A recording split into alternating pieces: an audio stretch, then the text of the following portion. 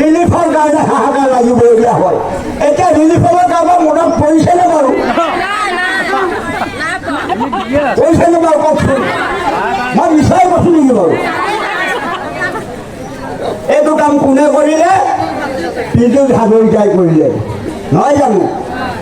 এইটো হ'ল 1 নম্বৰ উপকাৰী কাম। আমি যি কেঁকুৱা বাও ধান, মাগুৰী ধান খেতি কৰিছিলোঁ, আজিকালি মাগুৰী ধানৰ কঠীয়া কাৰো তাত নাই। আছে জানো আপোনালোকৰ ঘৰত? আপোনালোকৰ বাঁহৰ বন থাকি এইবিলাক বেচিব। আপোনালোকৰ বানপানীত যাবলগীয়া হ'লে বাঁহৰ বন চাৰিআলিলৈ নাও নহ'লে যাব নোৱাৰে, কাৰণ এই ৰাস্তাটোত পানীয়ে ঠানি নিদিয়ে। এনেকুৱা দুৰ্দশা সফল কৰিলে কোনে? পীযুষ হাজৰিকাই। আমাৰ জাগীৰোড সমষ্টি বুলিয়েই নহয়, ঢিংবৰীয়া বাৰীৰ পৰা ধৰি যিটো দক্ষিণ পাৰৰ মাথাউৰি মাৰি দিলে, এতিয়া আপোনালোকৰ মাটিত কেঁকুৱা ধান কৰিলেও চাই থাকে পাম নে নাপাম ধান, বানপানীয়ে খাব। এতিয়া কেঁকুৱা ধান, মাগুৰী ধানৰ কঠীয়া কাৰো তাতে নাই। কোনোবাই যদি কৰিছে মাঘৰ বিহুত সান্দহ খুন্দিবৰ কাৰণে কেঁকুৱা ধান 1 নম্বৰ, গতিকে তাক বিচাৰি ফুৰিব লাগে কাৰ ঘৰত আছে। এতিয়া কি হৈছে, আপোনালোকৰ সেই মাটিত 3টাকৈ খেতি হৈছে।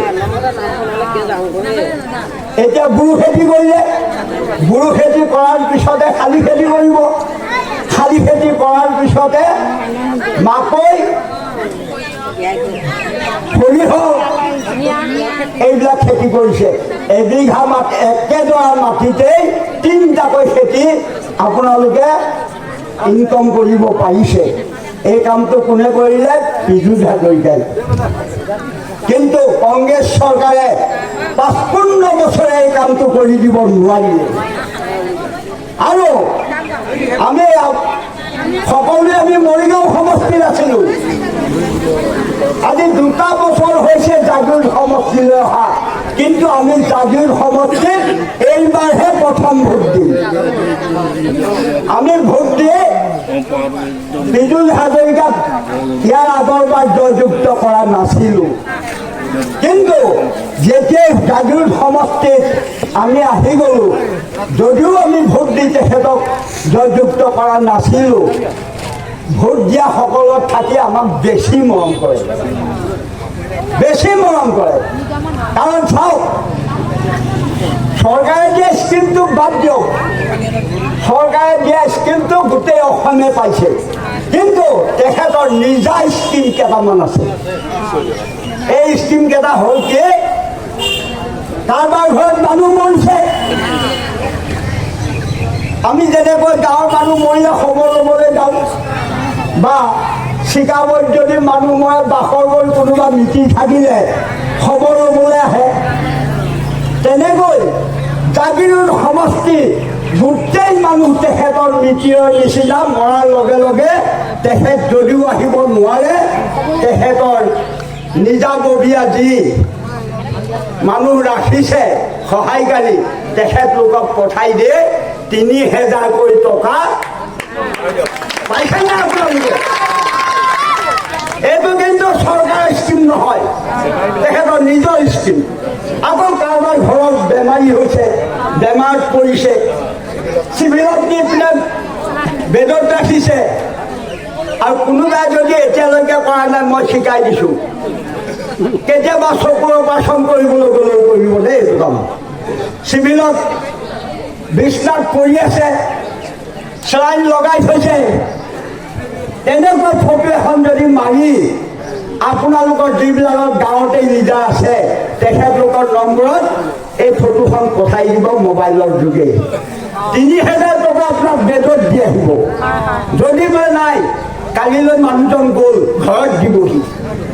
এনেকুৱা সুবিধা কোনে দিছে? কোন MLA দিছে? কওক। নাই দিয়া। কেতিয়াবা চকুৰ অপাৰেশ্যন কৰিবলৈ যদি গুৱাহাটীলৈ যায়, মৰিগাঁও চিভিলত থাকিলেই যে পাব এইটো নহয়। গুৱাহাটীৰ চিভিলতো যদি চকু অপাৰেশ্যন কৰিবলৈ যায়, এই টেমাৰ নিচিনা এডোখৰে বান্ধি থয় অপাৰেশ্যন কৰিব দিনা। সেই গধূলা সময়ত আপোনালোকে একপি ফটো মাৰিব এই টেমায়ে চেমায়ে।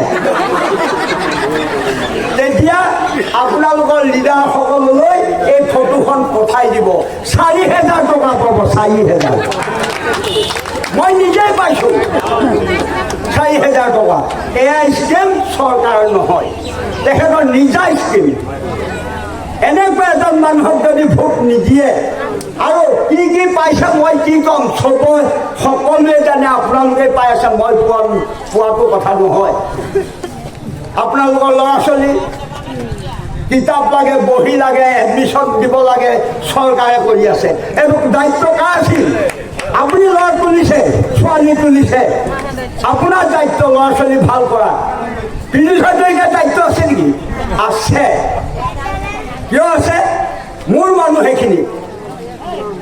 মাক দেউতাকে কৰিব নোৱাৰা কামটো যদি মই কৰি দিওঁ, তেখেতলোকৰ ল'ৰা ছোৱালী শিক্ষিত হ'ব, ভাল কাম কৰিব পাৰিব আৰু ভালকৈ পাছ কৰে। যদি চাকৰিটোৰ কথা কৈয়ে গৈছে, এইবাৰ আমাৰ বাখৰমুৰি এই 2025 চনত 7টা ল'ৰা ছোৱালীয়ে চাকৰি পাইছে। 7টা। কিয় পাইছে? পইচা নালাগে, শিক্ষা আছে, ভাল শিক্ষা আছে, কিন্তু চাকৰি নাপায়। কংগ্ৰেছৰ দিনত পইচা নিদিলে চাকৰি নাপায়। এতিয়া কংগ্ৰেছৰ দিনটো বাদ দিয়ক, এতিয়া আমাৰ বিজেপি চৰকাৰৰ দিনত কোনোবাই যদি ঘোষ দিবলৈ যায়, সিও জেল খাব আৰু ল'ৰাটোৱেও জেল খাব, চাকৰিটো নিদিব। সেইটো মই হ'লে আপোনালোকক কৈছোঁ, কাকো নিদিব পইচা। যদি আপোনাৰ ল'ৰাটোৱে ভালকৈ পাছ কৰিছে, ভালকৈ ট্ৰেইনিং দিব পাৰিছে, ইণ্টাৰভিউ দিব পাৰিছে, ঘৰত বহিলে কাগজ আহি ঘৰ পাবহি। গতিকে এনেকুৱা সুবিধা কোনো চৰকাৰে আজিলৈ দিয়া নাই। আৰু খোৱা বোৱা যি য'ত লাগে চবটো দিয়া আছে। আপোনালোকক কি দিয়া নাই বাৰু কওকচোন মোক, মই আজি শুনি যাওঁ, তেতিয়াহে দিবলৈ ক'ম। কি পোৱা নাই কওক, কি পোৱা নাইতো কওক।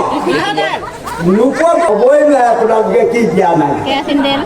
চৰকাৰে এটা বস্তু দিয়া নাই। মই বিজু হাজৰিকা আহিলেও কম, আপুনি এটা বস্তু দিয়া নাই। কি দিয়া নাই? কাঁহীত ভাতকেইটা খালি খুৱাই দিয়া নাই।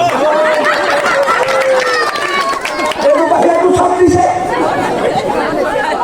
নহয় জানো? খুৱাই দিয়া নাই।